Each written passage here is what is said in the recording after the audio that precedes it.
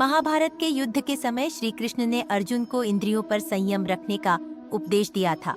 यह उपदेश विशेष रूप से भगवत गीता के दूसरे और तीसरे अध्याय में मिलता है। श्री कृष्ण ने अर्जुन को बताया कि इंद्रियां हमारे मन और बुद्धि को विक्षिप्त कर सकती हैं, और यदि इंद्रियां हमारे बस में नहीं होंगी तो हम सच्चा धर्म और कर्तव्य नहीं निभा पाएंगे।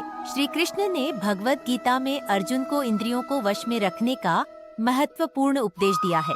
यह उपदेश इस बात पर जोर देता है कि मनुष्य को अपनी इंद्रियों को नियंत्रित करना चाहिए ताकि वह अपने जीवन के सही मार्ग पर चल सके और आत्म साक्षात्कार प्राप्त कर सके। श्री कृष्ण ने अर्जुन से कहा कि इंद्रियां जैसे आँख, कान, त्वचा सबसे शक्तिशाली मानी जाती है, लेकिन मन उनसे भी शक्तिशाली होता है। मन से भी श्रेष्ठ बुद्धि होती है और बुद्धि से भी श्रेष्ठ आत्मा होती है। श्री कृष्ण ने यह भी कहा कि मनुष्य को अपने मन और इंद्रियों को नियंत्रित करना चाहिए ताकि वह आत्मा को पहचान सके और मोक्ष के मार्ग पर चल सके। उन्होंने अर्जुन को सलाह दी कि वह अपनी इंद्रियों को वश में करके अपने कर्तव्यों का पालन करें, क्योंकि यदि इंद्रियां मनुष्य पर हावी हो जाती है तो वह अपने धर्म और कर्तव्य से विमुख हो सकता है।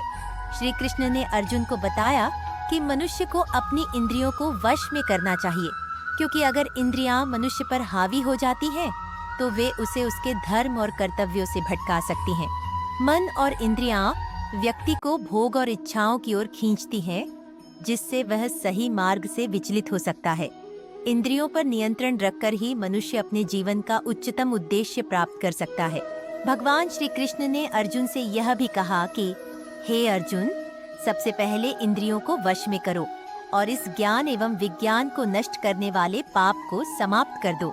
इस प्रकार श्री कृष्ण ने अर्जुन को समझाया कि आत्म संयम, इंद्रियों पर नियंत्रण और अपने कर्तव्यों का पालन करना ही मोक्ष की प्राप्ति का मार्ग है। हे अर्जुन, जब व्यक्ति इंद्रियों को नियंत्रित करने का प्रयास करता है, तब भी उन विक्षिप्त इंद्रियों द्वारा उसका मन बलपूर्वक खींच लिया जाता है। इसलिए श्री कृष्ण अर्जुन को समझाते हैं कि इंद्रियों को वश में करना अति आवश्यक है, क्योंकि इंद्रियों का स्वाभाविक झुकाव भौतिक सुखों की ओर होता है।